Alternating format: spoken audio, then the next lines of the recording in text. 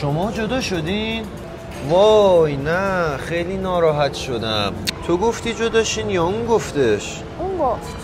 پسره گفته جداشن. پسره گفته. یعنی بدون مقدمه یه روز همینجوری گفت جداشین؟ آره. وای خیلی بده. الان با کس دیگه اوکی شده بهت خیانت کرده یعنی؟ نمیدونم. فعلا نمیدونیم خیانت کرده یا نه. الان اگه اینجا بود با دوتا دستام خفش میکردم پسره رو. واقعا چرا همه نه الان اینو نمیپرسم ازش. چی؟ از وقتی جدا شدین بهت پی داده و رنگ زده؟ چی میگی؟ درست تایپ کن داری اشتباه مینویسی. بهت پی داده و زنگ زده؟ نه خبری نی ازش. فعلا کیفش هم دستش ندادم.